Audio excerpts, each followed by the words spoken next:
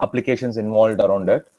So today we'll be discussing three things. One is we'll be seeing how to design a building interactively using STAD. Here the software or tool which I'm using is STAD basically. When I say STAD, most of you out of this 54 number of people, I hope at least 50 would be familiar with what STAD is, or at least once in a life they would have seen that software. And when I'm saying something like STAD, you would be wondering, okay, I already know this. Why should I be listening to all these things?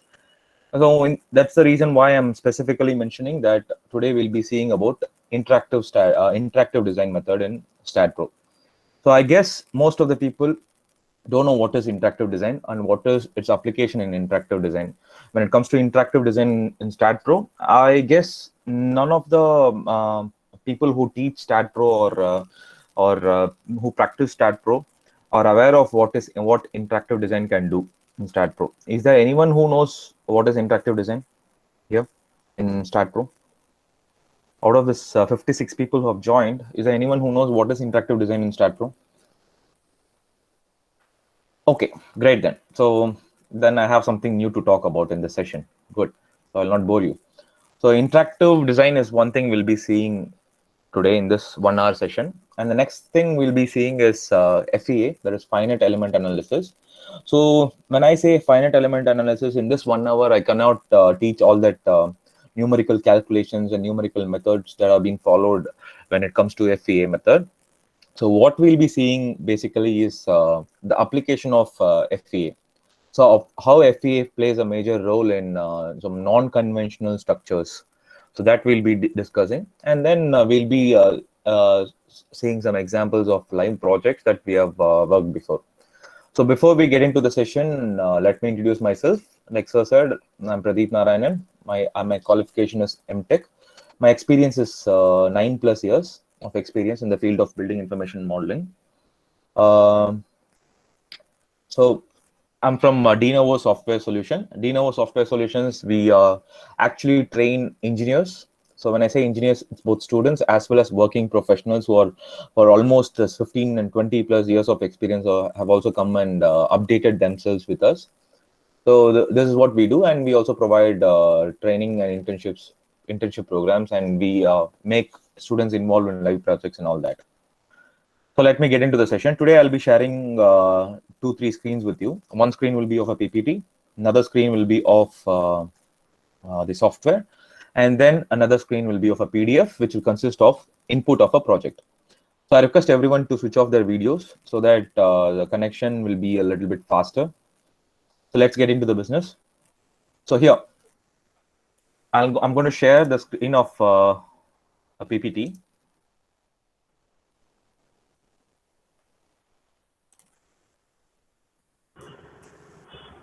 So I hope the screen is visible now. So these will be the topics that we'll be discussing today. Interactive design using STAD Pro.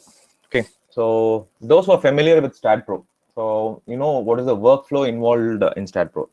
It's not only STAD Pro, any other structural software, any other structural modeling and designing tool, the workflow is always the same. So who uses this kind of a software?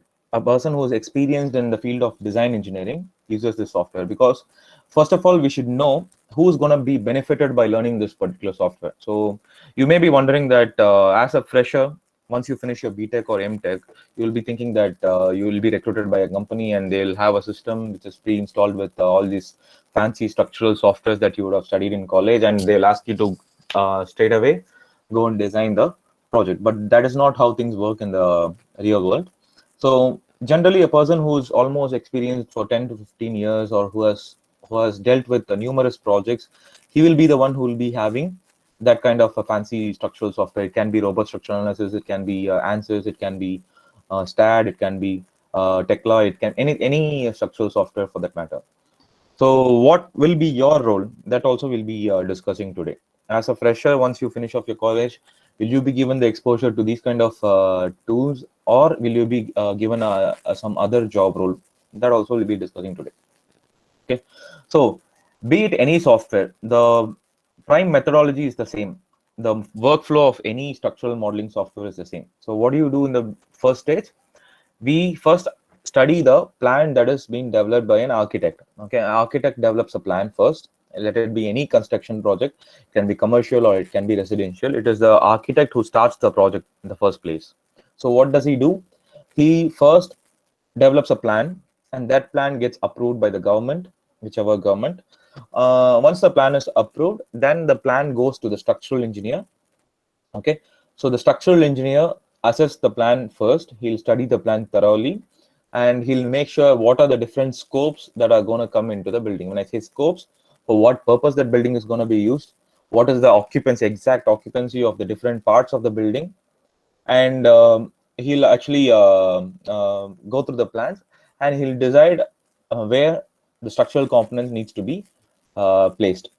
So we might be thinking that as a structural engineer, it is upon us for us to decide what kind of a structural component has to come, and what kind of excuse me, any doubts, ma'am? So if you don't have any doubts, you can just mute yourself. Manideep Alampali, you can mute yourself. Yeah, thank you. So as we'll be thinking that we, as a structural engineer, we take responsibility in designing all that structure and all that, but it doesn't work that way. What happens is, it is the architect who decides how the structure has to come out, how the structure has to look. So based on the design which the architect gives, it's our responsibility to bring out the supporting structural design for the proposed building. So that is the reason why in most of the companies, there will always be a clash between the architect and structure. Just like the way a structural engineer is experienced, definitely a project head or a senior architect would be equally experienced as structural engineers. So they both will sit in the initial meeting, and they'll discuss what are the different scopes, whether things are feasible or not, and all that will be done. So once that is done, as a structural engineer, you have to first model the structure. So modeling the structure is the most primary thing you need to do.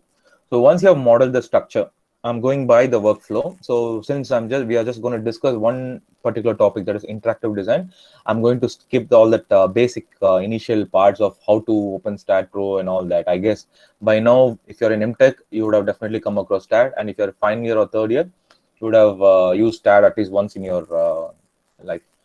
So that's why I'm skipping all that part. So once I'll just narrate you through the workflow, and after that, I'll show you how interactive design is done and how that input is very much helpful for us in proceeding with the erection of the structure.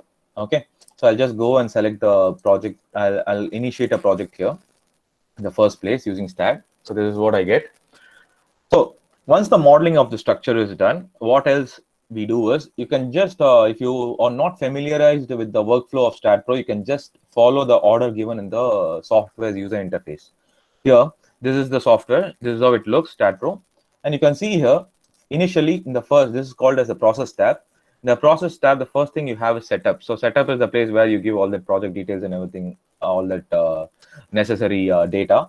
And once that is done, you'll go ahead with the modeling process. So that is why I have clicked on geometry. So when I click on geometry, either you can create the model by user interface method. So this is geometrical user interface method, where I use the mouse cursor plainly to draw my beams and columns and everything like this. So if I just close the grid, I'll have this like this, and I can just use all the tools that are fairly given here to develop a model. So I can develop whatever kind of model I want. If you're very familiar with different modeling tools here, so just click OK. So you'll develop a plan, a set of columns and beams like this. Now, this set of columns and beams that we see on the screen is nothing but the set of columns and beams that are present in the room that you're sitting right now. Every 56 candidates present in this meeting. So just look around your room. There is 4 columns and 4 beams in that particular room, definitely. And you have a slab. Generally in STAAD Pro, you'll be wondering that you'll be able to design slab, but it's not possible for you to design slab in STAAD Pro. You have a separate tool called STAAD ETC. That is the place where you can design a slab. Okay, now I'm just going to not take a plan here. So I don't want to, if interactive design is new for you today, then I don't want to mess it up with bringing in a huge plan or something like that. So let's see. Let's imagine that this is the room you're sitting in right now. Okay, you must be sitting in a bedroom or a living room somewhere. definitely that will have, if the room span is around 10 feet by 12 feet or 10 feet by 13 feet, so you'll definitely have a column and beam set like this. Okay, so I'm not going to bring in a complicated structure. If I want to bring in a complicated structure, definitely I'll go to Run Structure Wizard and I'll bring a plan. I'll bring a model from here. So I have a model called Bay Frame. So it will have at least 5 floors in it. So I'm not going to mess it up like that. So I'll just show how interactive design works using just this 4 columns and 4 beams here. So this is how I model it. So however complicated the plan is, you can easily bring it out as a model, but it depends on how easily you bring it based on how much time you spend for studying that particular plan. Okay, so if you're spending too much time for studying that plan, definitely you'll be able to easily model it. If you directly sit with the plan and start modeling it, you will go and end up getting stuck somewhere. Okay, so now I've developed 4 beams and columns. So let's go as per the workflow here. So I'm done with the geometry. So then you have something called general here. So general is giving all the data. These data, which I'm going to give in this general tab, or the date, are some of the data that we find in a question paper. So till date, when you're working for your semester, when you're studying for your semester and you're solving question papers in your exams, some of the given data that will be there in your question paper, we will not be thinking where we get that data in the first place. For example, if you just randomly pick a question in DRC, the question will say that there is a beam of this cross section. Let's say I would generally prefer working in feet and inches, so I'll just use that units. It will say that a beam of cross section of 1 feet by 1.5 feet is experiencing a load of let's say 3.5 kilonewton per meter, a UDL of 3.5 kilonewton per meter. So design the given beam. So this is how the question will be posed to you. So what is that you do? The first step, you just first calculate the self weight of the beam. You know the compressive strength of the density of concrete, and the dimension of the beam, length of the beam, cross section of the beam. You just use that and calculate the self weight of the beam and all that. So that is how you approach a question. But the biggest alarm here is, from where did you get the 3.5 kilonewton per meter? That is the biggest question. So unless and until you know the answer for that particular question, you can never become a proper design engineer. Because when you go by the workflow, even of the software, the first thing you'll do is you'll give the property of the beams and columns. So let's say I'm going to give the dimensions of the beams and columns. So I'll define the dimension of the beams and columns. So my beams are like 0.3 by 0.3, which is nothing but 1 feet by 1 feet, 1 feet cross 1 feet. So I'll assign that to the beams here. Okay, so I've assigned it to the beams here. So I'll assign to selected beams and assign it. Done. So now for the columns, I'll be having, so 0.3 but 0.45, let's say 1.5 feet by 1 feet. So I've given that. So I'll assign it to this columns here. So now I have R1 section and R2 section here. So whatever we are going to see is something you'll be solving for some 8 to 12 pages in your 16-mark question in your exam. So in our syllabus, we have 16-mark question. So it's like a long answer type question. So you'll be solving for 8 to 12 pages. You'll be scratching your head, clicking your calci, and then you'll be deriving an answer. The one good thing in design paper is that you don't have a standard answer key for that. You can assume any kind of a reinforcement, and you can assume any grade of concrete when you're designing. So it doesn't have in Anna University, we don't have a proper answer key for that. So now I'm done with the cross sections. Next thing what I'll have to do is I'll have to keep the supports in the right point. So we all know that it is always fixed support in the bottom of the column. So you have the footing in the column's base. So it's always fixed support over there. So I'll just select it. Even in YouTube also, if you go and search, you will not be able to find interactive design. So those who have already studied StatPro, maybe this topic is something that you have left out. So you can just note down whatever I'm teaching. So I have given the support in the base here. So this is where you get stuck. So till this topic, till this process, giving the property and giving the support, that's always given in the question paper. and you know how it is done. So you can just directly measure the cross section of a beam, and everybody knows that it's fixed support in the base of the column. So now the real question comes here when it comes to load definition. So this is where we tutors help you in just directly in the question paper itself. We'll be giving you the load that is acting on the beam, but as a student you should be aware from where that load is being calculated. So by now most of the studious people in this particular 52 numbers will be aware that there's a code book for load calculation called IS 875, Indian Standards 875, part 1, part 2, part 3, and part 4. I think there's a part 5 as well. I don't remember. So part 1 is for calculating dead loads. So what will be there in part 1? So just give me a minute. I'll just open that code book here.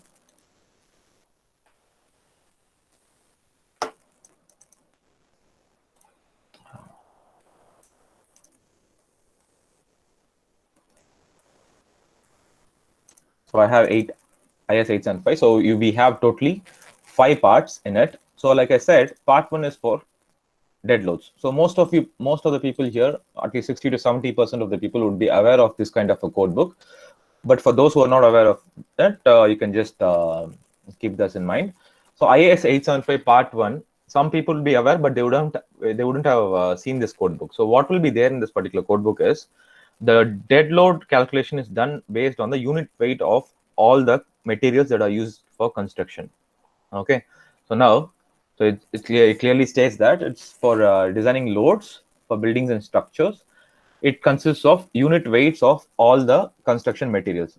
So how do you know what are the different construction materials used for constructing a building? So that is why we have a paper called building materials, or it is called as building materials, or it is called as construction materials. You'll have that generally in your second semester or in your second year, either third semester or fourth semester. And if you are thorough with that subject, let's say not only with the syllabus that is given in your college, if you just study the whole book completely, either a foreign author or an Indian author, you'll be aware of what are the different materials that are used in building practices. So you can see here in the index page itself, you have all the unit weight of all the construction materials here. You have the unit weight of all the construction materials. Okay, so if you just explore this code book, you will know what are the different unit weights. Now, we know in the room which you're sitting, okay, if you're sitting in the first floor, definitely your room has that 4 columns and beams, and definitely the beam, on top of the beam, you will have the wall. That is a basic thing.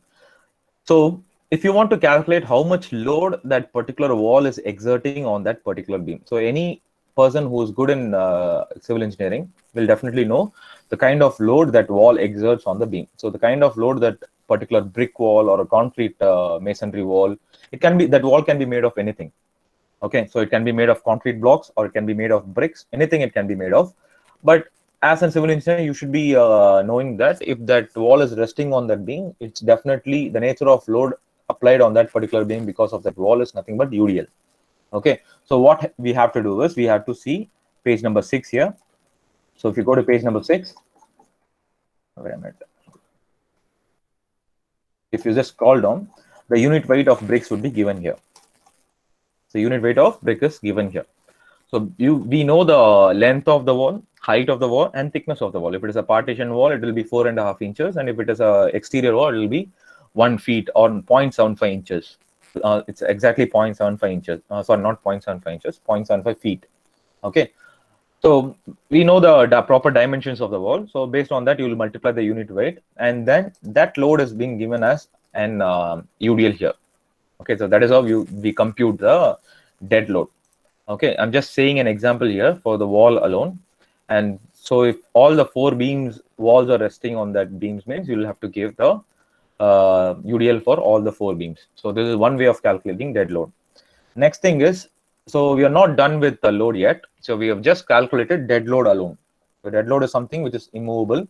It is not the furnitures, or it is not the immovable things in the room, just like the way we are being taught.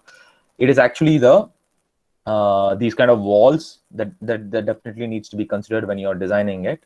And then next thing what you have is we have live load. So live load, we'll be assuming that living objects are the live loads.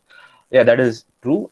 And at the same time, when you're designing a building that has not been constructed yet, okay, the first thing is that building has not been constructed yet, and as a design engineer, it is your responsibility to make sure if it is going to be constructed, it has to be safe. It shouldn't collapse for the load that is going to be exerted on the structure. So in that way, you cannot assume how many people are going to live in that particular building. So it's quite risky, because once the building is constructed, you will not be the one who knows how many people are going to rest in that particular building. So what we'll do is, generally, we'll go by code IS 875 part 2. So you have, it will be much interesting if you explore this IS 875 part 2. You will have a lot of classifications of buildings here. So they call live load as imposed load in this code book. So if you see here, to just go through the first 2-3 pages, they would have clearly explained what is an occupancy, principal occupancy, or what is an occupancy of a building. So as a design engineer, you should know the exact occupancy of the building for which you're designing. So occupancy of a building is nothing but for which purpose that building or part of a building is intended to be used. That is what we call it as occupancy building, occupancy of the building. So based on different occupancies, the buildings are classified as assembly buildings.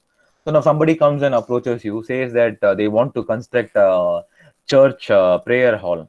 Okay, let's say for church prayer hall of a capacity of 10,000 people.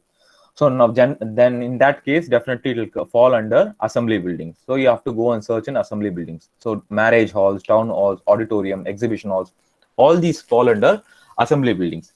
If somebody is coming and asking you to construct a bank or an office, then you should go and search for live loads in business buildings category. So you have office buildings after that. So there are lots and lots of categories of buildings based on their occupancy. Now, if you're constructing a part of a college, then it will come as an institutional building, mercantile building, residential buildings. There are so many things here. So how do they calculate the live load based on these occupancies? If you just scroll down, you can find it here. So now the first occupancy they have discussed here is residential building. So definitely in a residential building, we are clearly aware of what are the rooms that will be available in a residential building. So all the rooms and kitchens, for them, the live load will be 2 kilonewton per. You can see here it is actually kilonewton per meter square. But if you see on the top, it will be given as UDL. So we clearly know that the unit of a UDL is kilonewton per meter. But whereas the way they have given here is they have given it in terms of pressure or stress here, load by area. Okay, so it is a kilonewton per meter square. Now I'll show you how the transformation happens. So now I'm referring this code book and I'm going to assign the live load based on that. So now we clearly know that we are seeing the room in which everybody is sitting right now. So we have 4 columns and 4 beams, and of course that must be any one room in that particular house you are living. So it can be a living room or it can be a bedroom. So here we have 2 kilonewtons given here. So let's take that 2 kilonewtons as live load now. Now let's go with dead load and live load here. So what I'm going to do is I'm going to define the load here. So I'm going to create 2 load cases. So one is the dead load and the other one is live load. So I'm just creating 2 load cases here. I'm not done anything else. So in that dead load, first thing I have to give a self weight. In this, we need not calculate manually like the way we used to do while solving the question, because software does that. So we have to assign the self weight first, because we already defined all the cross sections and everything. Next thing what I'll do is I'll go and give the UDL. So this particular UDL which I'm going to give now is nothing but the dead load caused by the wall resting on the beam. So now I'm giving it roughly as per your question paper. So it is like minus 3.5 kilonewton per meter. The reason why I'm giving minus is the load always acts in the downward direction, and the direction of the load, it's by default global y direction, which is nothing but downwards. So in order to indicate it's acting in the downward direction, I have to put up a negative sign here. So I'm not going to go deep into D1, D2, D3 and all that. It's for the precision of the exertion of load on the beam. So that is why we have this D1, D2, D3 value. Right now, I'll give all the values as 0, which means that this 3.5 kilonewton per meter will act exactly on the principal axis of the beam, the central axis of the beam. So I'll just give add here. So I'm going to assign it to the beams alone. And we should be very much aware that this UDL is acting only on the beam. We know that from the beam, it is going to get transferred to columns, but it doesn't, we need not assign it to the columns. The software will take care of that. So I'll give to assign to selected beams. So I've given the load here. So if you press shift plus V, so when you press the shift plus V key, you will be able to see the magnitude of the load. Shift plus V, V as in victory. So the exact given load is reflecting here. Next, what I'm going to do is I'm going to give the live load. So live load, we have a separate load case here. We have a separate load case here for live load. So I'll go and click on that. So how am I going to give the live load? So we clearly saw that the live load given in that code book was kilonewton per meter square, which is nothing but floor load. So if you go to floor load, it is going to act like a pressure. So only when you give it like a pressure load, you can exactly define the load that was given in the code book. So it is going to be spread out throughout the room, the live load. So I am not aware of how many people are staying in the room in which you're sitting right now. So I'm going to design it sitting from here. I'm going to design that particular room based on the IS 875 code book. So if you're going to legally approve your design, so you have to follow the code book. So I'll give -2 here. So the one which I saw in the code book. So -2 kilonewton per meter square. And I have to define the height of the load where it is being exerted. So I should know the height of this particular slab. So obviously the live load is going to act on the floor. So I should see where this floor has been placed. So if you see the height of the floor, so it's like 4 meter height. So minimum is 0 and maximum is 4. That is a Y range. Okay. So I'm going to give add here. So if you just select it, now you can see that 2 kilonewton per meter square, which I gave from the code book, has been exerted on this particular structure. But when you go and give shift plus V, the magnitude of the load would have changed. Now forget about the magnitude of the load which we gave in the first place, that is -3.5 kilonewton. Now what we are going to witness is not that load. What we are going to witness by pressing shift plus V is this particular load. The magnitude would have changed by now. So if you see here, when I press shift plus V, I gave 2 kilonewton per meter square, but when it is acting on the beam, it has changed to 5 kilonewton per meter. So what happens is, though I gave it as a pressure load, that is 2 kilonewton per meter square, but when it is being transferred to the beams, it gets itself converted to a UDL. That is -5 kilonewton per meter. Okay. Now, so since we are done with this, so now it's quite easier for me to analyze and design it. So as a design engineer, it is the only place where a company or an organization will miss a design engineer is the place where they calculate the actual loads that are going to be exerted on the structure. So this knowledge can be precisely given by only a structural engineer, not an other stream, cross stream engineers or someone. So only a structural engineer, because analyzing and design, even a mechanical engineer knows how to study the analysis and design, because even he would have studied the same subject that we studied in our syllabus. They would have studied strength of materials and all that. But designing the load and all that by seeing the code book, definitely only a structural engineer, expertise structural engineer can do that. Okay, so that is the place where world will miss us. Okay, so now I'm done with all these loads and definitions and everything. Now my next thing is, I'm going to see how the structure is going to respond for that. That is the only reason why we study papers like structural analysis 1 and 2 and all that. So we give the load and we are going to study theoretically how that particular structure is going to respond to the applied load. So we'll see now. So before going to the analysis, I'm going to show you where interactive design would be. So it is actually located here. So those of you who would have studied StatPro would have never touched any tools over here. So you have something called concrete design here, but if you click on that, you will never be able to access the tool. The reason is this will be accessible only after you design it. Okay. So you can also find it in the mode tab. In the mode tab, you have something called concrete design. In the mode tab, you have something called concrete design. So if you see that, it will not be accessible. Okay. So now what I'm going to do is I'm going to analyze it. So what I'll do, I'll go to commands. And then commands, I have analysis, perform analysis. I'll give all, okay. And then I'm going to analyze it. So you can get warnings in StatPro, but you should never get an error. I hope I'll not get an error. Yep. No error and no warnings. So I have to see the output file. So if you click that output file, all the theoretical information will be given in this. So in which particular node maximum displacement is happening because of the loads applied. So a structure can be made only with the help of nodes and members. So we initially created nodes as well. So if I press shift plus K, you can see that some nodes are there, dark color points. So these are the nodes or connection points, and displacement generally happens in that particular point. So you have which particular node is having a maximum displacement, and that too in which direction. All that will be given in this theoretical report. So if you're using a StatPro tool for your project, don't worry, at least some 20-30 pages will be supported for your project manual. Some 20 to 30 pages will be supported by StatPro. So you need not sit and type and all that. So you can just take a printout of this report and you can attach it with your project manual. So now this is the theoretical report. So now if I want to see the pictorial result, I'll just double click on that beam. Before analysis, these two tabs will not be there. So after analysis, you have the shear bending diagram, and then you have the deflection diagram and all that. So those who have found structural papers and design papers tough, you would be surprised how easier it is for you to generate the bending moment and deflection diagram, which would be breaking your head for calculating when you're manually doing it.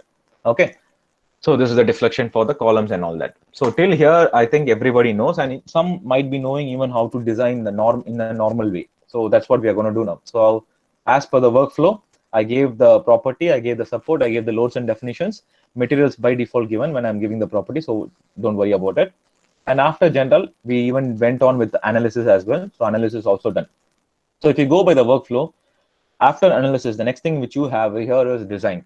So this is the normal design. I think 100% of the people would be knowing how to do this. So this normal design, you will click on this, and then if you click on the design tab, you will see that you have steel design, you have concrete, you have timber, aluminum, and shear wall.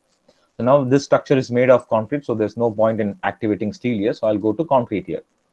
So the reason why there are so many codes given, ACI is American Concrete Institute, and you have so many British standards, Canadian standards, all these are given here, Mexican standards, everything, all the country codes will be given here. And as long as you're in your college, you'll be wondering, why would I go and study all these codes and all? I am familiar with IS 456 or IS 13920. So I'll go with that. I'll not even go and touch any other codes. So, but I'll tell you what is the importance of other codes here. These knowing or getting familiarized with these codes will only get you a job, not just knowing IS 456, and that too not the way we know it. So we generally, the first benchers would have by now by hearted the code book. Middle benchers, they would have by hearted the code book only, which is essential for the syllabus. And the last benchers, they know code book only to find the 2-mark question answers during the exams when they don't know the answers. So that's not the right way to digest a code book. So you have to be thorough with most of the codes here, at least if not all the country codes. Should be familiar with American codes, and should be familiar with the BS. BS will be almost similar to Indian codes. Actually, Indian codes, it's almost similar to BS. It was somewhat taken from there. So I'll go with IS 456 as of now, things which you already know.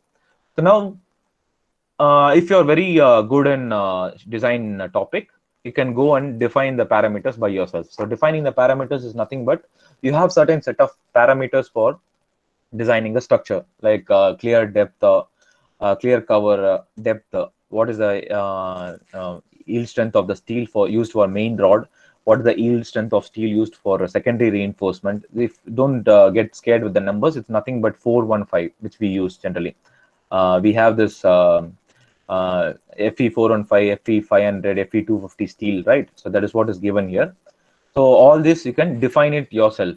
So if you're not familiar with these topics, not to worry, you have select parameters here, in which software itself by default give its values, like it will choose what kind of a grade and all that.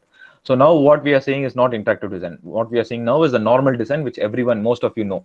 Okay, so I'll go with select parameters. I've selected it, and after I select it, I have to define the commands here. So I have to give a command saying that, come on, with the parameters that I've given, go ahead and design the beam. So I'll add that command. And next, come on with the parameters I've given, go and design the columns. Done. And then you have something called takeoff here. Takeoff is nothing but the calculation of the estimation, BOQ, bill of quantity. Okay, so most of you would be wondering, is STAAD capable of calculating the estimation? Yeah, STAAD is capable of calculating the estimation. And if I have to tell that in terms of building information modeling, yes, STAAD is capable of working in 3D and as well as 5D. 5D is fifth dimension, is nothing but quantity takeoff or estimation. So when it says takeoff, it means that for modeling or for constructing this set of 4 columns and 4 beams, we are going to calculate how much amount of concrete and how much amount of volume of steel is going to be utilized. So I'll go and give the takeoff command as well. So now if you see in the drop down here, the commands which I gave will be reflected here, but these two commands is having a question mark because you can't generally give a command just like that. So I have to select this command and I have to assign it. I have to help it out in identifying which are the beams and which are the columns. So, some software is intelligent, but somewhere it also needs the help of human beings. So what we'll do is I'm going to select the beams here. Okay, like this. And then I'll go with select assign to selected members, and then I'll assign it. Done. And then the column here. I'll select the columns, and then I'll give assign to selected column, the beam. So now once you get this green tick, which means that this model has been updated with the design criteria as well. Before, when I analyzed it, it was having only the load details with which we were able to generate the bending moment and deflection diagrams and all that. Now I have updated the model by giving the design data as well, like what kind of steel has to be used, what is the grade of concrete that needs to be used, what is the clear cover. And if you're wondering where I gave all that, this is the place where I gave all that when I selected select parameters. Okay, so now again I'm going to go and design it. This time you need not go to commands and give all these things, just go straight away, go to analyze, and then just run the analysis just like that. So now, before, when you open this output file, what you had was just the total load reaction 2, that's it. Now you have a new thing called concrete design. So if you want to manually theoretically see what design has been carried out, you can see here. So you can see for each and every single beam, the beam has been divided into 5 sections here. So that is if the beam is 5 meter long, it has been divided into 0 to 1250 meter has been that is 1.25 meter has been divided as one section, and from 1.25 to 2.5 meter has been divided to another section. From 2.5 to 3.75 has been divided to another section. So in this way, they have divided this into 5 sections. And in the first section, top reinforcement is there, and in the midspan, you don't have top reinforcement. You just have bottom reinforcement, and in the end, you have top reinforcement. So which means that this beam is nothing but a doubly reinforced beam. So generally in manual practices, in conventional practices, what they do is they are lazy to bend the rod. So let's say this is a beam here, and there's one, imagine instead of this 184, you have a line which represents the reinforcement. So here I have to give, this is the area of steel. I have to give 184.34 square mm area of steel here. And then I can bend it like this through an angle. I can just give it like this, and then I can bend it again like this. In this way, it is economical because in the midspan, there is no top reinforcement at all. But in conventional practice, what they do is they give reinforcement on the top as well as on the bottom. That is how they do it.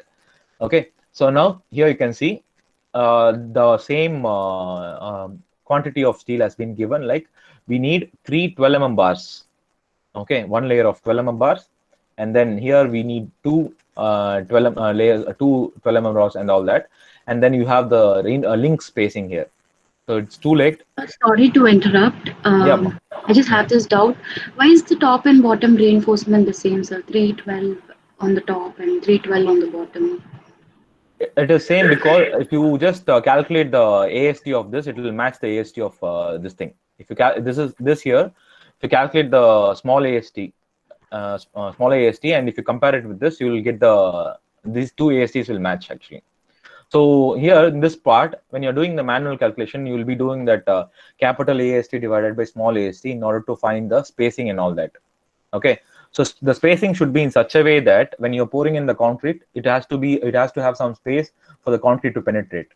So these are some of the hidden criterias while you're choosing the dia of the bar. So based on that criteria only, we'll be choosing this thing. You got that? Yes, but my doubt is it really necessary that we'll have to provide 312 at top for a simply supported beam? Okay, so the 3 12 mm bars have to be provided. That's what the tool is saying.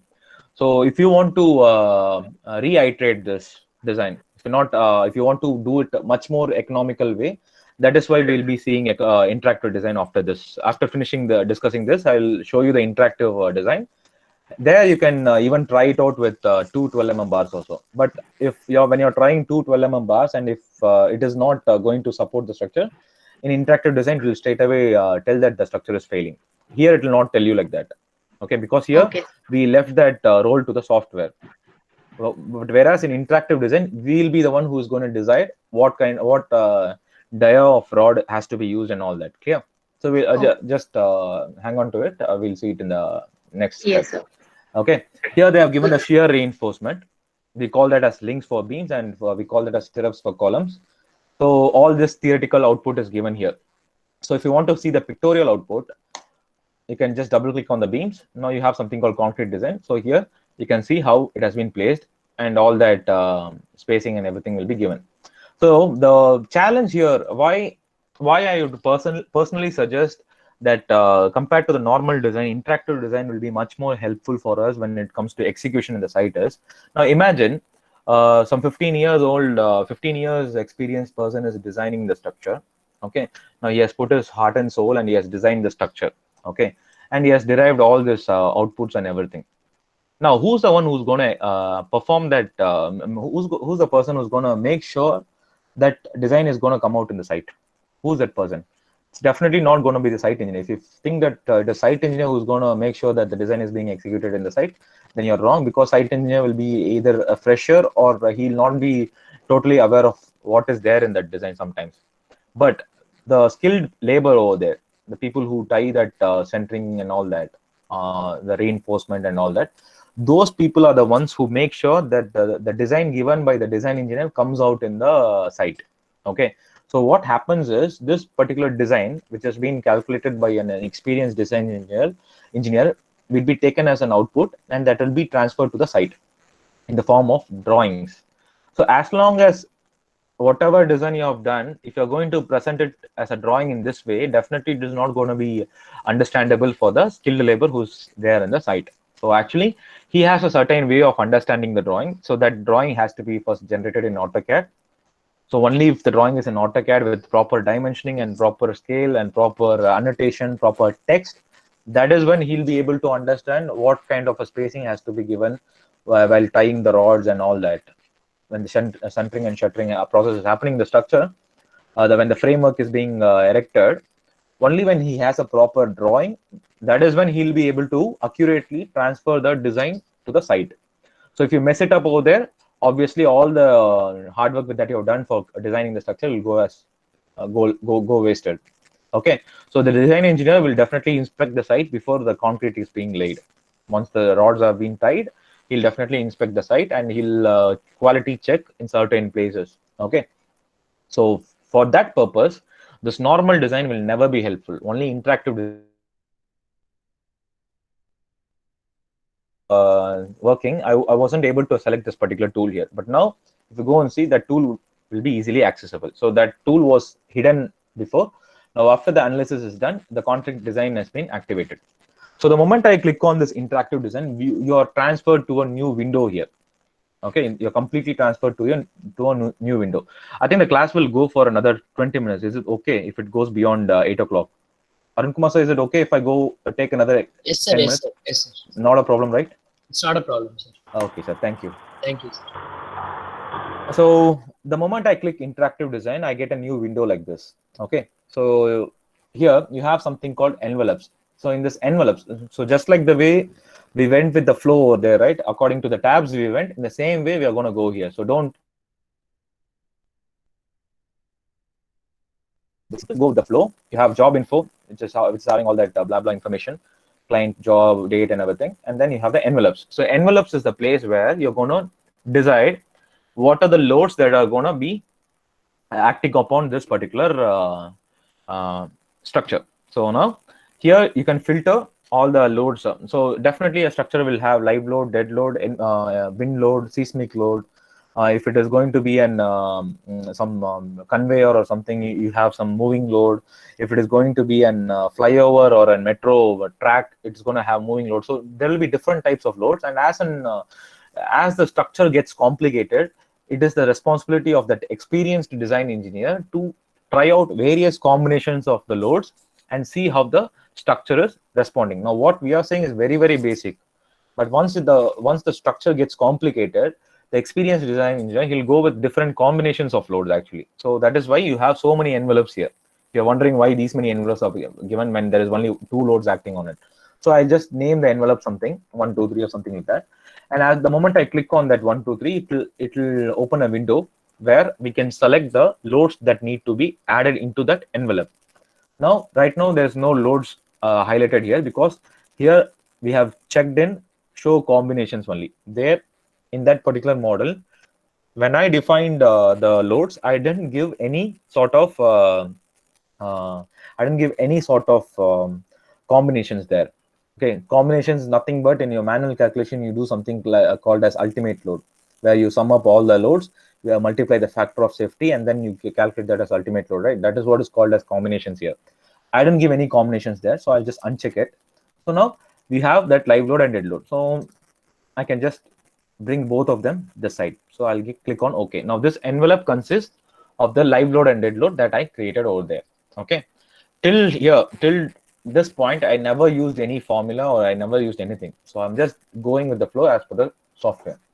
Next thing what I'll do is I'll have to define the members. I'll have to define which are the column members and which are the beam members. So only when I define it, I'll be able to see that over here. So I'm going to define it.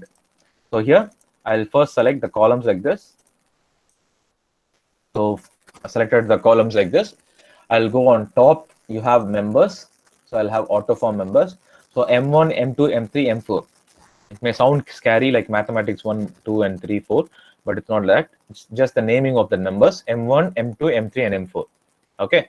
So that has, now remember that numbers 1 to 4 are nothing but columns. And then for beams, I'm going to select these 4. I'll press Control and select these 4 members. Go to members, click on autoform members. Now we clearly know that 5 to 8 it is. From 5 to 8 it is. We have what is that called? Beams here. So I've defined the members. I created the envelope. I created the members. So next thing is you have something called groups and briefs, which is very, very important and a bit interesting as well. So the moment I click on groups and briefs here, you will get 2 windows here. One is for design groups, another one is for design briefs. Okay, you have design groups and then you have design briefs.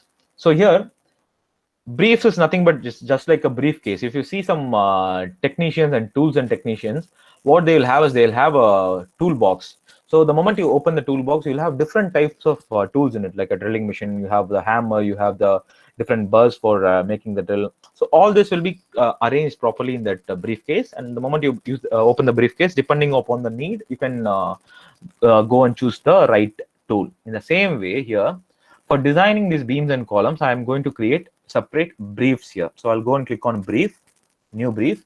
So first one I'll name as beam design. So this brief which I'm named here, I'm going to use it for design the beams alone. And the code which I'm going to use is IS456. Design type, beam or column. So definitely you know that it is beam. So that brief has been created. So the moment that beam has been created, what happens next is you have general information where you can, it's your responsibility to decide what is the cover space for that particular beam. So the person, the girl who asked me the doubt, I didn't notice your name. So you can see here, this is where you define all that criteria. So you are responsible for defining the criteria here. It's not the software. So I'm giving 25, 25, 25 as the cover space, both sides, bottoms, and top. And minimum reinforcement spacing. So I'm giving it as 40 mm, which means that the reinforcement spacing will not happen below 40 mm. Okay, it will be either 40 mm or above 40 mm. Okay, and the grade of concrete given here is M20, M25, M30, 35, 40. But right now, in India, the last grade of concrete that was used in Bombay Towers or India Towers, there was a building constructed by a company called Eversanda in Mumbai. I think they have, right now, the court has given a stay order for that particular building. In that particular building, the grade of concrete used was some M80 or M85. I'm not sure. It's been almost 5 years. I forgot the grade of concrete. So if you have a grade of concrete that is not given here, you can go and click on this user FCK and you can define the FCK value here. You can give the FCK value here. So I'm dividing it into 12 segments. I'll show you what these segments mean. And then the envelope here is 1, 2, 3. And then now I'm going to give the reinforcement details. So here I'll give M25. So I'm giving reinforcement details here. So in this reinforcement details, what I'm going to define is I'm going to define minimum bar criteria as 8 mm. So which means that when I'm when the software is going to choose the reinforcement, it's not going to choose the reinforcement whose diameter is less than 8 mm, and the maximum is 40 mm. It's not going to go beyond 40 mm dia. The same condition for bottom bar as well. The same way, grade of steel, Fe415, Fe250, Fe500. So we commonly use Fe500 or Fe415, and then shear reinforcement. Okay, so we'll give the number of legs that are going to be used. So I'll give Fe415 here as well. So I'll click on OK here. Okay, so the brief for designing the beams has been created. And then the next new brief will be given here. And this is for column design. Column design, IS456. And then I'll choose it as column. So here, it is the same user interface. Whatever we did for beams, the same thing we'll be doing here. Same thing without even changing one single step. But the thing is, everything will be in a misspaced form. What was there in for beam, the grade of concrete was given here. For this, it is given here. That's all. That is the only difference. Okay. Other than that, another step needs to be added for columns, where you have the member load cases. You have to make sure what are the load cases that are going to act on the columns.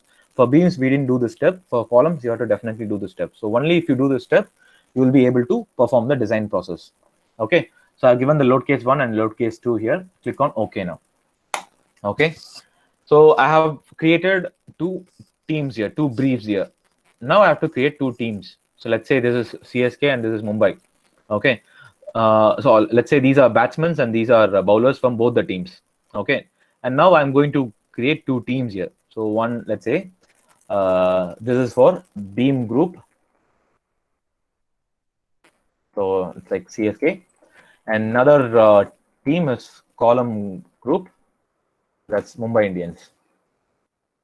Okay. So now this is for column design. Okay. What I have done is I have respective players. I have put it in that particular team. Okay, for beam group, I've added the brief as beam design, and for column group, I've added the brief as column design. Yeah. Now here comes the main part. Now the team is ready.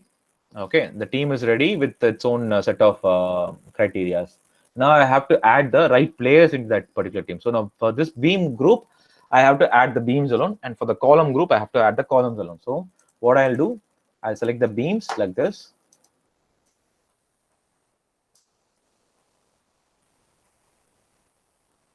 Okay. I was wondering, somebody had asked the doubt. Okay. Now we have that beams, and I have selected the beams. Now I have to make sure that I add these beams into the right group. So what I'll do, I select the beams like this, or you can have this physical member cursor. Select the beams like this. Better use the physical member cursor, because that is why we have separately created the members. Right click on it. You have something called add members to design group. Select the right group from the drop down here. Click on add and then click on OK. Now the columns, select the right members, right click. So if it is a complicated structure, then this process will take some time, because there's another method for it. But anyways, since we'll stick on to this structure, we'll not jump into that.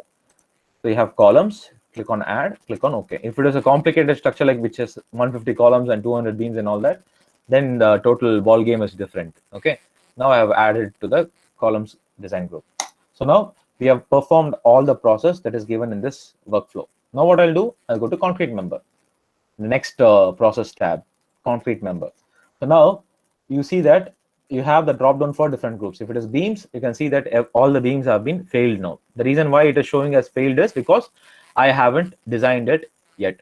So that is the reason it has failed. Both hogging, sagging, everything has failed. So what I'll do, I'm going to design now. So if I have to design, I should have performed the previous step of adding all the members to the respective design groups. So now I'll go and click on design here. So it says 5, 6, 7, 8 fall under the beam design category. So I'll just click on design. So this step answers your question, the one who asked me that doubt, right? So now if you try something more economical, let's say you're not that happy in giving 3 12 mm rods. If you reduce it to 2 12 mm rods, and if the design is okay, then fine, you'll get okay here. If it is not okay, you'll get it as failed here. So when it fails, you should either increase the reinforcement value, or you have to increase the grade of the concrete. That is how you rectify the design. If it is failing because of tension, definitely you'll have to increase the reinforcement. If it is failing because of compression, then you'll have to reconsider what kind of grade of concrete you have to use. So now it says okay, and in the same way I'm going to design the columns now. So columns, I'll go to design, I'll click on design here. So if everything pops out as okay, then it's fine. Now once the design part is done, I'll go to main layout here. So this is what the interactive design is saying for columns actually. So you can see the bending moment, deflection, and all that here. Okay, now this is the columns thing. Now we'll go with the beam first. Okay, so if you click on this main layout, you can see that the rods placement. So now here you can see pictorially how the reinforcement distribution has happened. So top to one section, only the top reinforcement is there, and bottom is there throughout the beam. Generally, not in all the beams they give top reinforcement. Only when both compression and tension is acting on that particular beam, that is when you use a doubly reinforced beam. Okay, that is when we go with the top reinforcement. If there is no tension acting in that particular beam, there's no requirement for you to give. If there is no tension acting on the top surface of the beam, there is no need for you to give what is it called, top reinforcement. Just a moment, I'll just connect the charger.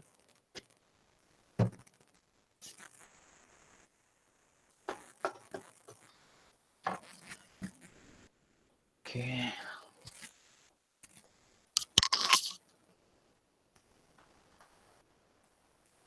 Okay.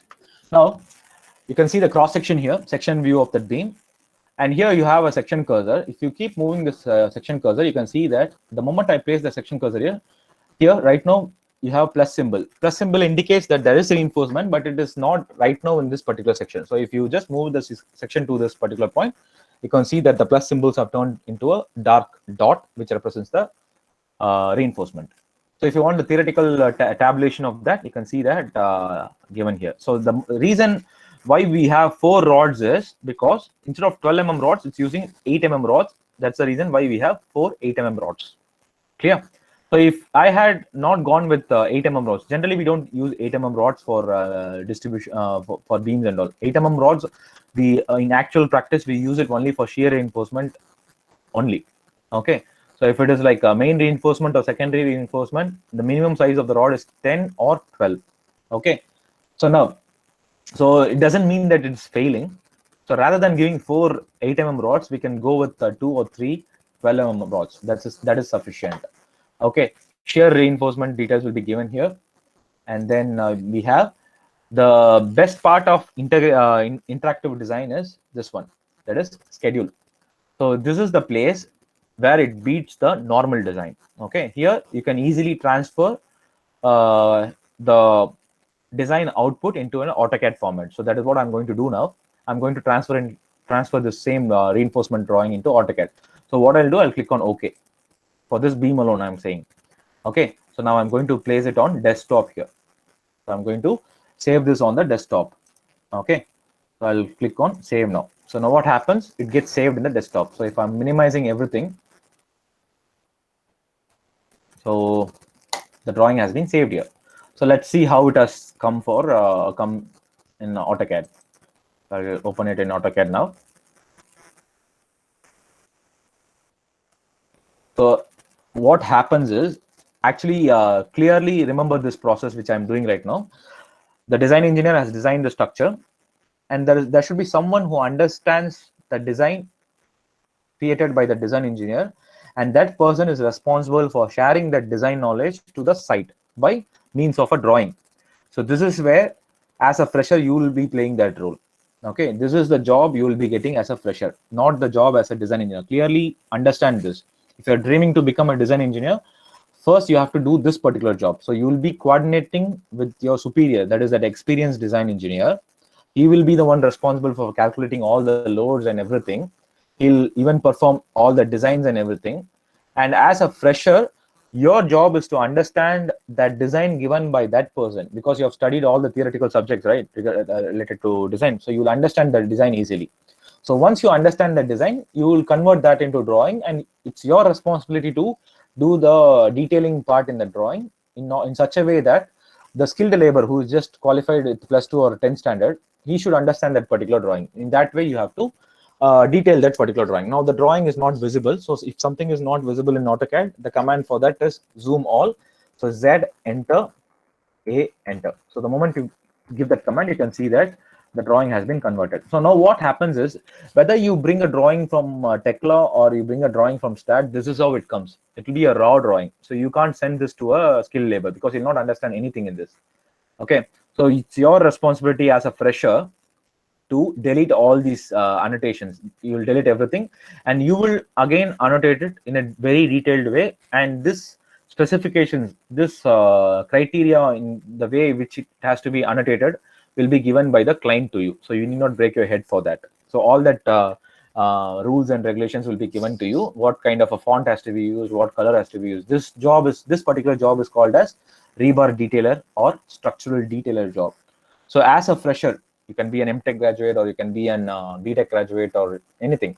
So as a fresher, this is the job you'll be doing for first 3-4 years. So once you're experienced with this particular job for 3 years, by then you would have at least dealt with 4 or 5 projects, huge projects, and then you'll be promoted as a modeler, structural modeler. So modeler's job is to model the structure, the thing which we did in the first place. Okay, so the design engineer will give you all the load details. You will have to model everything. That you will be doing for another 3-4 years. So totally your experience will become 7 years. So only after that 7 years of experience as a detailer and a modeler, you will be eligible to become a design engineer. So if you become a design engineer, you can work as a consultant as well to many companies where you can see a lot of cash. Okay, so that is the reason when you're trying to apply for the job of a design engineer, they will be asking 7 years minimum experience. So when they say 7 years minimum experience, you'll be wondering, what am I doing with my MTech degree and BTech degree when everybody is asking for experience? So this is what that 7 years experience is all about. And in this same model, I'm going to show you what FEA is all about. So I'm not going to take much of your time. It's hardly going to take me five minutes or something.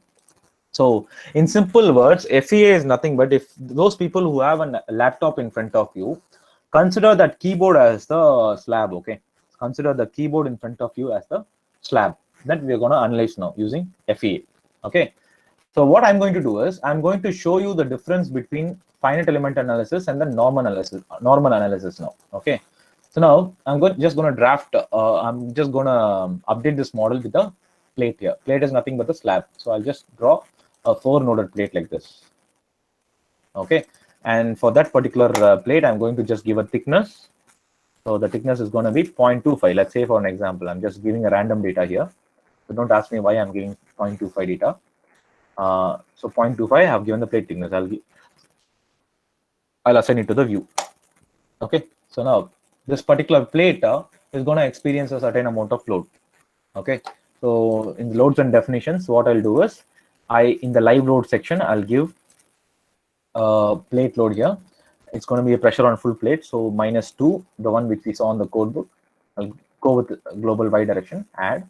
So this particular load is going to act throughout the plate here, assigned to plate. So now I'm going to analyze the structure again. Okay, I'm going to analyze the structure again with the updated plate here. So the moment I analyze it, see what happens. So here I'm going to clearly tell you the difference of with FEA and a normal analysis. Okay, so now I've analyzed it. So what I'm going to do is I'm going to see the stress distribution on this particular plate here. So how can I see that? Right click, you have structure diagrams. When you right click, you have structure diagrams. You have something called plate stress contour. So I'm going to see in which particular point of this particular plate maximum stress is acting. Okay, if you're wondering why I have to see all these things, where it is going to be used, I'll tell it in the end of the session. Okay, now what I'm going to see is I'm going to see where maximum stress is acting on this particular plate for me. Okay, so I'll just go and click on maximum absolute. So if you see here, the minimum is also the same value and the maximum is also the same value.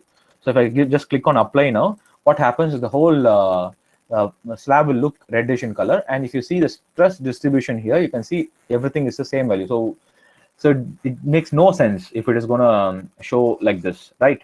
So now, whatever you're seeing on the screen, compare it with the keyboard of your laptop. Okay, now what I'm going to do is, this particular report that you're seeing is, you will get this kind of a report when you ignore all the keys on your keyboard.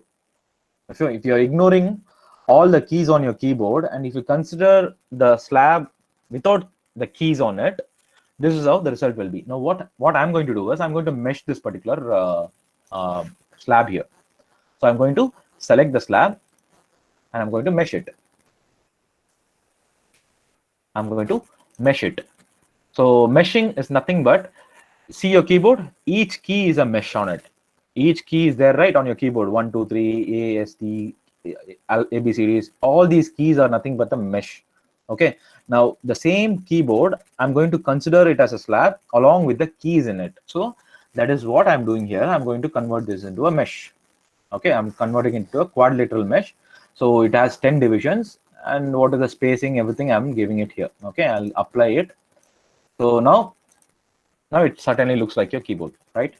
So what I'm going to do, I'm going to analyze it again with the same set of loads. I'm not going to update the loads here. I'm going to analyze it using the same set of loads. So the moment I analyze it, ignore the warnings. You shouldn't have the errors. You can have the warnings here. Okay.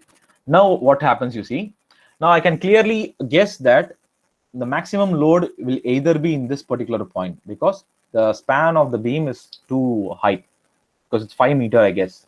So either it will be here, or sometimes if the distance between slabs, the overall area of the slab is too high, then the stress maximum will be in this particular portion. If you're doing FEA for a water tank and all that, the retaining slab will have the maximum stress, especially in this particular portion.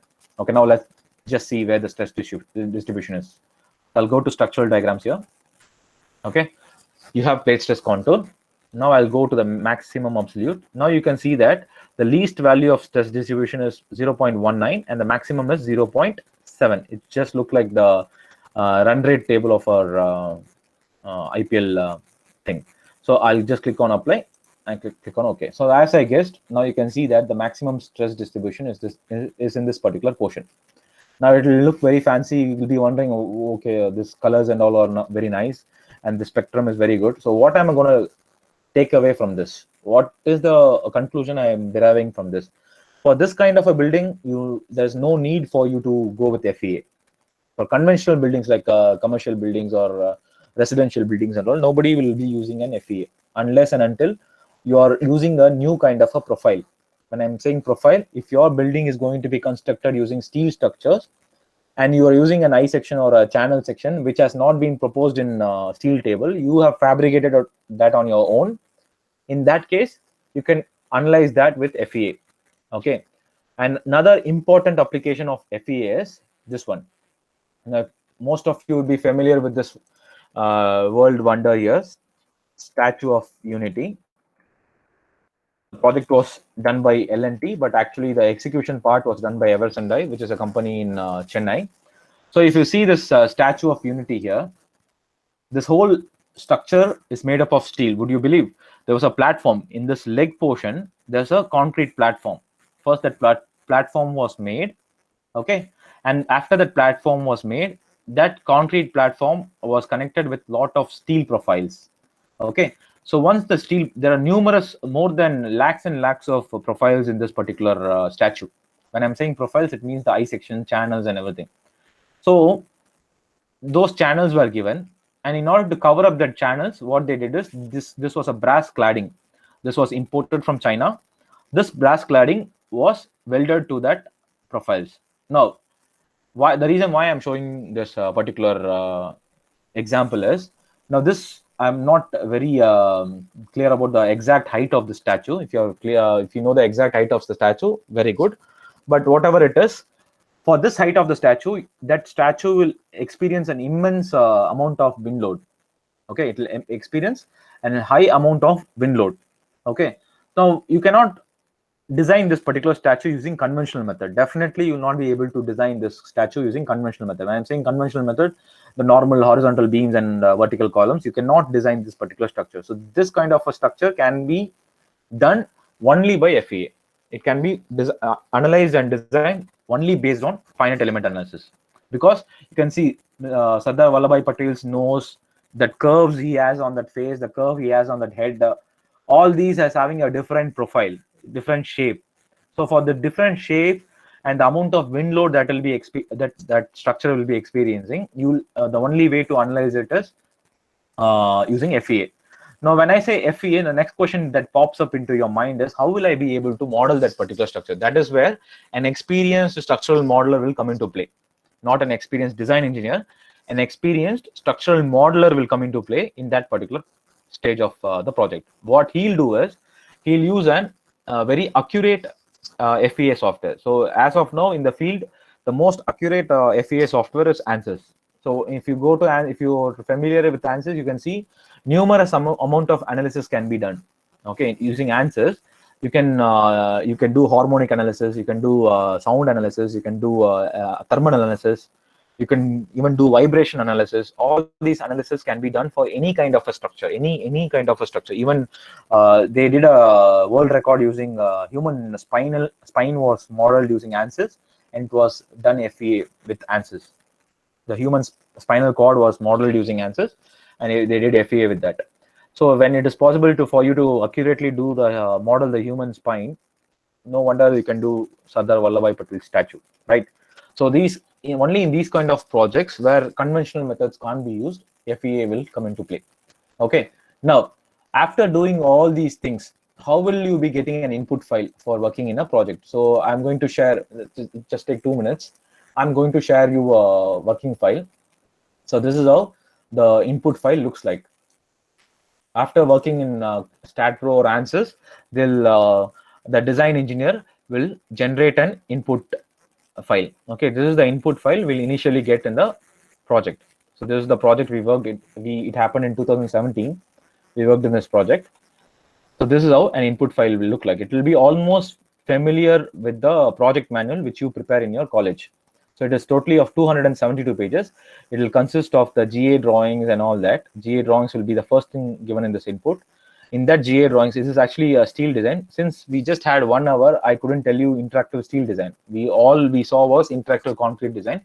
Interactive steel design will be a little bit different and will be much more interesting. Maybe if I get an opportunity to address you again, I'll definitely tell that to you as well. Okay. So if you just go through this input file, our first job is to go through this input file, and it is pretty much clear that it is an output of StatPro. And if you go with the GA drawings and all that, I'll just scroll down a bit. So this is how the drawings will look like. So what does this have?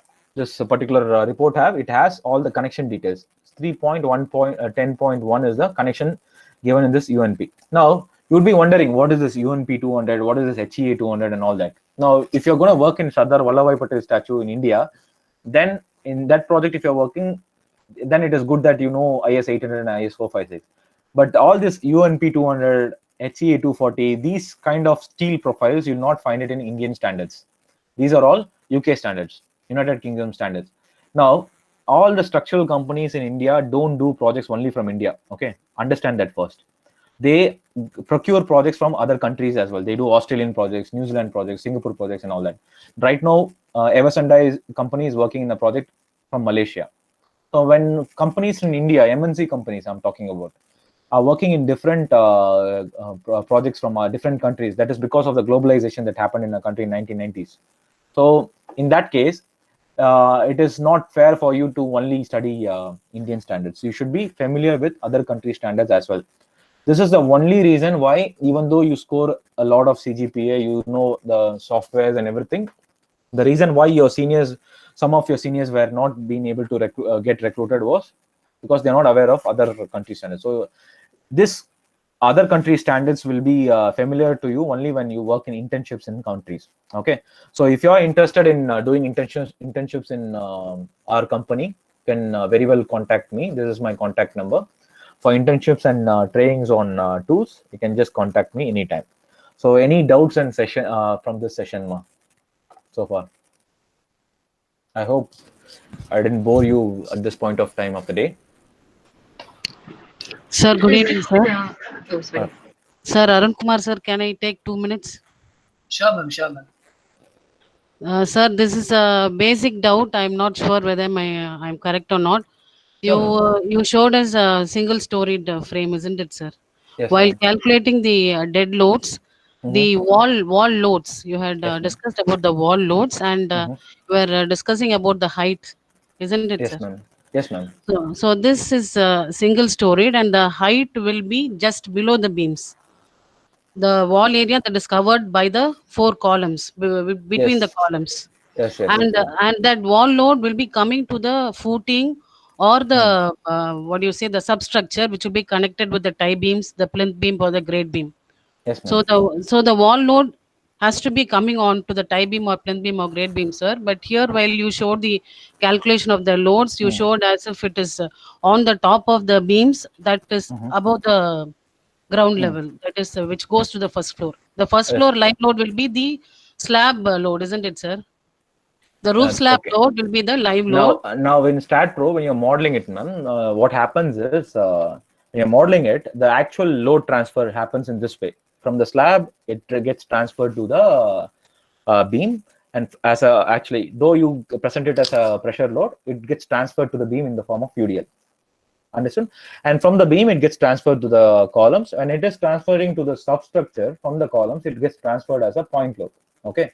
So what I'm saying here is, if you clearly notice that model which I did, I actually didn't have any slab in that, but I was able to give floor load. In the same way, when I am giving a UDL on top of the beam, now it is assumed actually it is not a single story structure. What I meant there by giving a UDL on top of the beam is that, let's say you have another floor on top of that frame there. I didn't mention it because I thought it is assumed. Okay. So No, sir. now if that, I am clear with that. The UDL hmm, is in with hmm. refers to the the slab load. Okay, No, sir. no, no, I no. just want. I gave two loads there. One specifically I gave directly I gave UDL load there on top of the beam, Okay, and then sir. another one was a floor load which I gave. Okay, sir. That floor load is something which I gave without having a slab over there.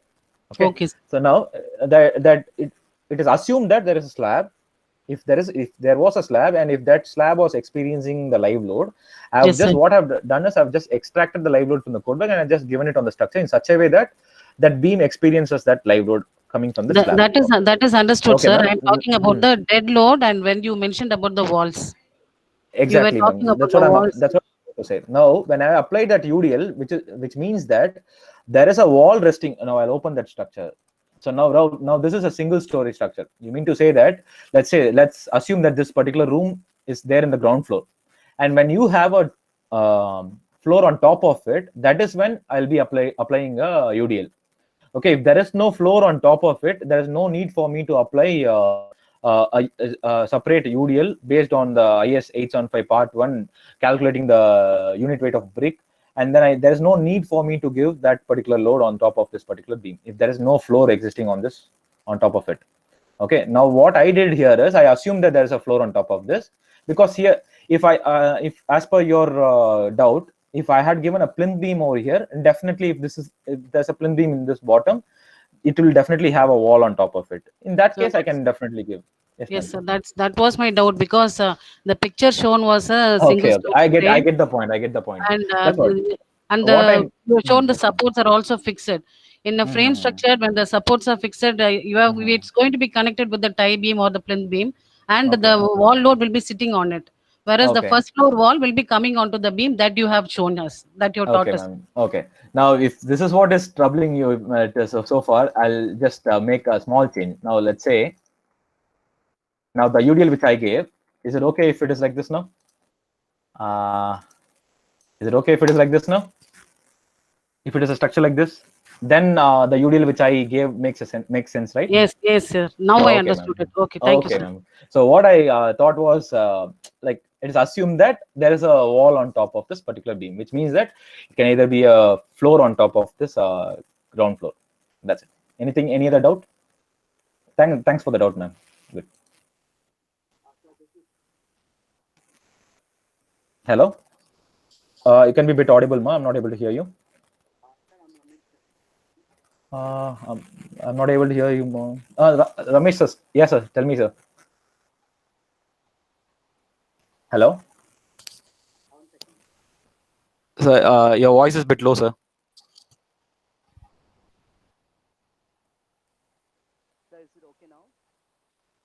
Better, sir, but not okay. Better, sir. interesting to listen to you. And so some a few situations are like we might face non-linear loading. So if you could explain a little bit on the application of the non-linear loading to the structural members, that'll be fine. So by non-linear loading, can you be more Yeah, specific, if, sir? for What? example, if it's a uniformly, probably would have done uniformly varying load, had a mid-range, you have got the increased stuff, right? So Oh, that's a those kind of loads. linear loading. So non-linear loading is like when you have a curvature loading. Say, for example, when a concrete pressure acts on the formwork, it is actually a non-linear pattern. So we don't generally, it's just kind of a fluid pressure, something like not. Exactly. So you mean to say that when you're designing a circular water tank, Correct, the exactly. retaining structure in that circular water tank, how you will Probably, be exerting the load, yeah, right? inner pressure exerted on the Okay, sir. surface of the wall. Yeah. Good, sir.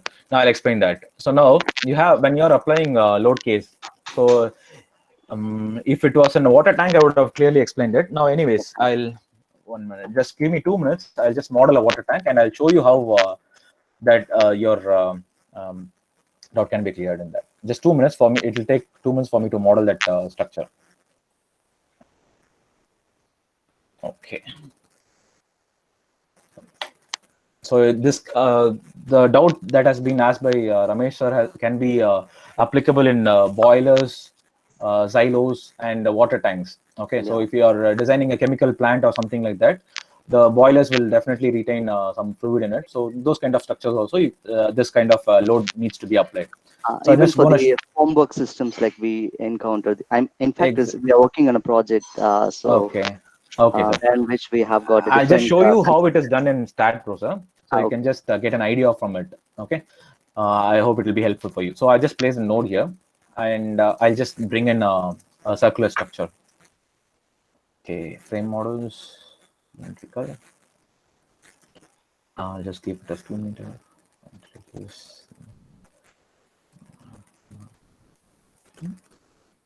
Okay. So it doesn't come as a perfect finish, but if you want it as a perfect finish, you can increase the number of bays here. So it will take some time. So I'll just show you with this itself, sir. So if you want it to be a perfect curvature, you can go with, rather than going with 18 base, you can go with some 36 base or something. You'll get a perfect curvature.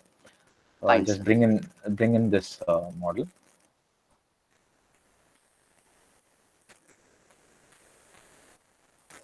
Okay. So now,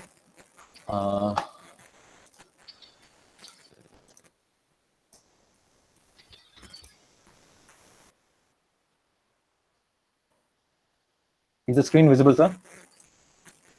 Yes, sir. Yes, sir. It's visible.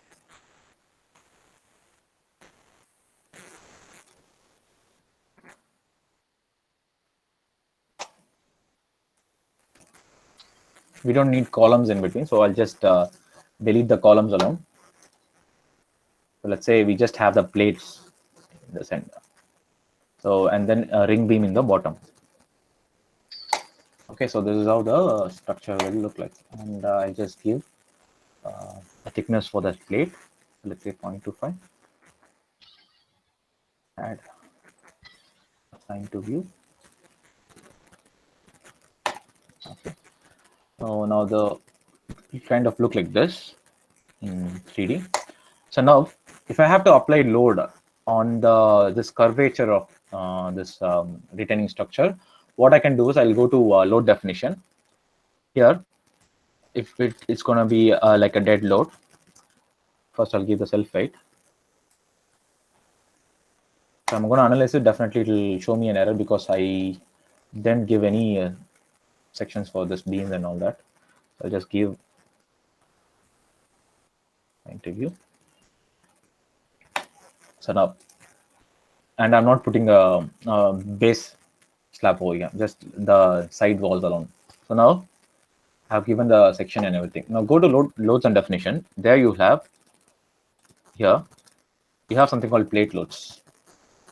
Okay, so now this plate loads, what I'm going to do is I'm going to Till now, I just gave it as global Y or something like that. Now, what I'm going to use is I'm going to use the local axis here, local Z. So local Z axis is nothing but this axis is defined based on the orientation of the member. Okay, now Gx, Gy, Gz, it's the global axis. This local axis X, Y, Z is derived based on the orientation of the member. So what I'll do is I'll just give a value. So I'm giving 2 kilonewton per meter square here, and I'll give it as local Z. So click on add here. Okay, just a minute.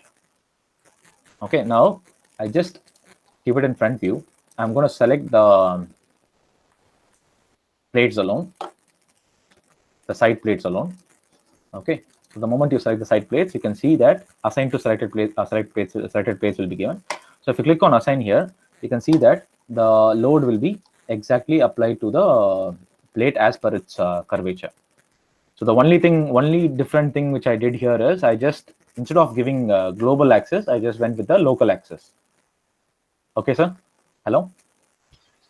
Yes, sir. But my question is like the profile gets varied. It's a uniform load, right? So if there is an variability in some portions, like how do we? Okay. Now, when it comes to water tank, the top portion will have least pressure and the bottom portion will have maximum pressure. Correct. Right. Correct. So in that case, what we can do is now I'm just gonna mesh it.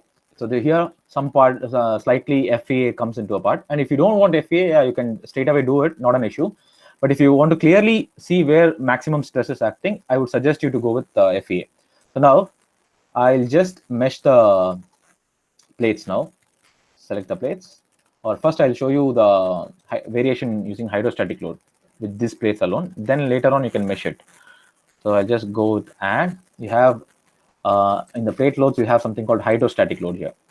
Okay, so this is where you can easily define. So we know that with the data given, we know the height of this water tank retaining structure. So we know the density of the liquid that is being retained in that particular structure. So we have that rho Hg formula, right? So with that, we can easily calculate the pressure amount it will be exerting on different heights of this particular structure. Okay, so I'll just go with the select plates. I'll select the plates where I need to apply the load like this. And then when you give on done, now you have W1 and W2. And we clearly know that when you're retaining a fluid pressure, bottom the fluid pressure will be more and the top it will be less. So W1 is in the bottom. So just I'm giving a normal value here. So minus 30, or I'll give 30 here. And then here on the top, I'm giving 10, just a general example. And it is going to be interpolated along Y direction. It is going to be interpolated along Y direction. This variation from 10 to 30 is along Y direction, and I'll just leave it to be in local Z. Click on add. So it's already assigned. So you need not separately assign it. So it will be like this, sir. Is it okay? Yes, sir. Thank you. This is how the variation will be. Oh, fine, sir. Thank you. So if you're going to mesh it, then for each and every mesh, the load distribution will be like this. Now the 10 and 30 value I just randomly gave it, but based on the height, you can easily calculate the because pressures on different height Newton per meter square. So generally concrete pressure in terms of kilopascal. Okay. So, okay. Thank you. Thank you so much. If you have the data, you can just go and convert the units into kilopascal, and then you can give the value directly, sir. Not a problem. Fine. I understand. Thank you. Thank you, sir. Okay, sir. Thank you. Any other doubts?